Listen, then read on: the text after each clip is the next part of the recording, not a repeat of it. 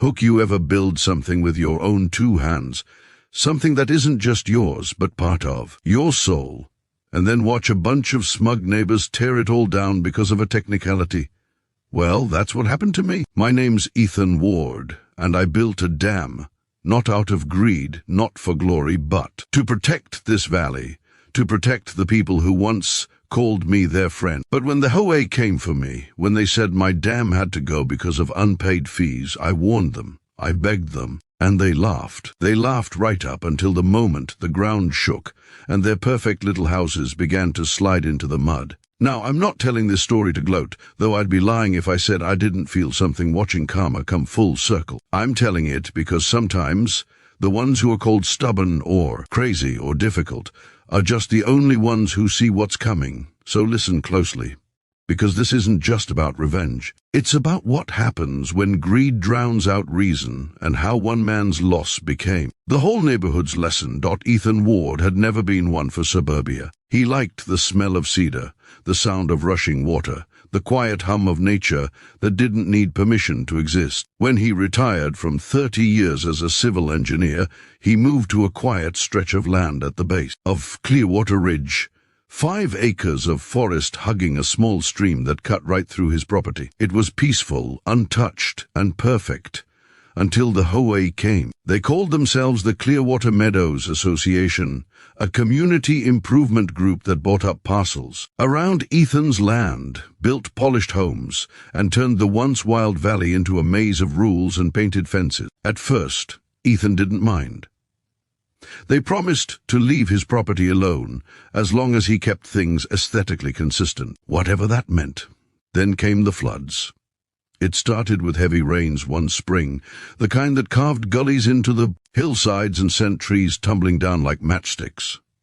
The little stream behind Ethan's cabin turned into a torrent, threatening to swallow the road and the lower lots where the new families had built.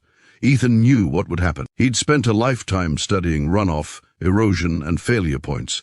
So he did what any good engineer would do. He built a dam. Not a massive structure, just a reinforced barrier of stone and concrete with a spillway to control the flow. It wasn't pretty, but it was solid. It worked. When the next storm hit, the water pooled harmlessly behind the dam. For the first time in weeks, the valley slept without fear of flooding. Neighbors thanked him at first. They brought cookies, shook his hand, called him the man who saved Clearwater. For a while, it felt like a community. But then the HOA board changed. The new president, Marla Jennings, saw things differently. She was the kind of woman who thought control equaled order, and anything outside her rules was a liability. She called Ethan's dam unauthorized infrastructure and claimed it was a hazard. He tried to explain that, without it, the lower basin would flood, that it was holding back thousands of gallons of water. But Marla didn't listen. Then came the letter, notice of violation, non-compliance with community regulation, unpaid fees totaling $1,120, unauthorized structure on association property. Ethan almost laughed. Unpaid fees. He didn't even use their amenities. No pool, no park, no community events. He'd told them from the start his land wasn't part of the development, but they'd found a loophole. Some old property line adjustment put a narrow strip of his land under HOA jurisdiction. It was enough. He went to their meetings, tried to reason. They mocked him, said rules were rules, that the dam had to go, that if he couldn't afford the fees, maybe he shouldn't live there. The day they brought in the excavators, Ethan stood by the edge of the dam, hands trembling, jaw tight. "You take this down," he warned, voice steady despite the ache in his chest. "You won't just destroy my work. You'll destroy this valley." Marla smirked. "Then maybe we'll finally get that lakefront view we paid for." The first crack of the concrete sounded like a bone snapping. Then another. The roar of machinery drowned out his protests as his life's work, the dam that had protected them all, crumbled to dust. But Ethan knew something they didn't. The storm clouds building on the horizon weren't ordinary. He'd seen the forecast, seen the saturation levels in the soil. He knew once the water came again, there'd be nothing left to hold it back. And as the rain began to fall that evening, hard and heavy against the tin roof of his cabin, Ethan sat by the window, watching the dark water rise in the distance, a silent witness to the consequence they had chosen. They had unleashed the flood. The storm came faster than anyone expected. By midnight, Clearwater Ridge was shrouded in blackness, the sky torn open by flashes of lightning that painted the valley in white-blue bursts. Rain hammered the roofs, pounding like fists on every window. Down below, where the dam once stood, the stream had turned into a raging serpent, thrashing through the empty channel Ethan had fought to protect. He stood on his porch, coat soaked through, eyes fixed on the valley lights shimmering in the distance. They flickered, then went dark. The power lines snapped one by one. The sound that followed was not thunder this time. It was the groan of the earth giving way. For the families in Clearwater Meadows, it began with a faint rumble beneath their homes. Coffee cups rattled in cupboards. Dogs barked wildly. Then, in one terrifying instant, the ground seemed to move. Water burst through the lower streets, sweeping up fences, trash bins, and flower beds like toys. Marla Jennings woke to her phone blaring with alerts. Flash flood warning. Evacuate immediately. Her first thought wasn't fear, it was denial. This can't be happening, she muttered, peering out her window. But when she saw the black wave racing down the hill, swallowing cars, fences, and driveways, her knees buckled. Across the ridge, Ethan's phone rang. Non-stop. Neighbors he hadn't heard from in months were now begging for help. "Ethan, the water's coming fast. What do we do?" cried one voice. "You said this would happen." Another sobbed. He could have ignored them. Lord knows they hadn't listened before.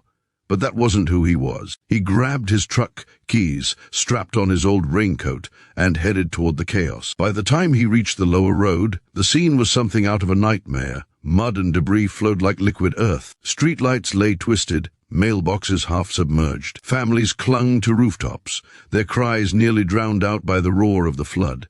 "Over here!" Ethan shouted, waving his flashlight. A group of neighbors spotted him and waded toward higher ground. He guided them to the ridge, helping one woman carry her child. The water was cold, biting, but adrenaline kept him moving. He spotted Marla next her SUV, trapped, water rising past the windows. Her expression was pure panic, her once perfect hair plastered to her face. Ethan waded into the torrent, gripping her door handle. "Get out," he yelled. "You can't drive through this." She looked at him, eyes wide with disbelief and shame. "Ethan, I didn't know. I didn't. Now's not the time," he cut in. He pulled her out, half dragging her toward the embankment. Together, they climbed to safety as her vehicle was swept away into the darkness. For hours, Ethan helped anyone he could, guiding, carrying, pulling people from the flood's grasp. The dam's absence had unleashed every drop of water he had once contained, turning their proud neighborhood into a shallow lake of wreckage and regret. By dawn, the rain eased. The valley was silent, except for the distant trickle of water finding new paths through the ruins. The once shiny homes of Clearwater Meadows sat broken and half-sunk, their white fences scattered like bones. Marla stood beside Ethan on the ridge, wrapped in a soaked blanket. She couldn't meet his eyes. "I should have listened," she whispered. "We thought you were just being difficult. I didn't see." Ethan looked out over the water. "You saw what you wanted to see. That's what people do when they're comfortable. They stop listening until it's too late." Tears streaked down her face, mixing with the rain. "What happens now?" He sighed, the weight of exhaustion pressing on his shoulders. "Now, you rebuild. But maybe this time you do it right. No shortcuts, no pride. Just listen." She nodded, quiet, humbled. Around them, people began to emerge from the debris, neighbors helping each other, no longer divided by fences or fees. For the first time in years, Ethan saw something real in their faces: gratitude, unity, and the spark of understanding. Weeks passed. Volunteers came, the county stepped in, and slowly Clearwater Ridge began to heal. The HOA was dissolved, its funds repurposed to rebuild safely. Marla resigned from her position, but she didn't leave. She stayed, working beside Ethan, learning how to stabilize the soil, how to redirect water flow, listening, truly listening. Ethan rebuilt the dam not as a symbol of defiance, but of renewal. This time the whole community helped. They hauled stones, mixed concrete, and raised the wall together under the spring sun. Children painted their handprints on the finished barrier, small marks of hope on the foundation of hard lessons learned. When the next storm came, the dam held.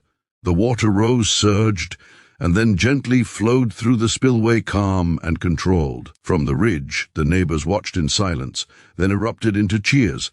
Marla turned to Ethan, smiling through tears. "You saved us." Again, he shook his head. "We saved us. Took a flood to make us one, but we got there. As he looked out over the valley, the morning light glinting off the steady stream, Ethan felt something shift inside him, a quiet peace. The valley wasn't just protected by stone and steel now. It was held together by something stronger, understanding, and, for the first time, Clearwater truly lived up to its name, moral. Sometimes, what feels like destruction is just the breaking point before rebirth. When pride collapses, wisdom finally flows in.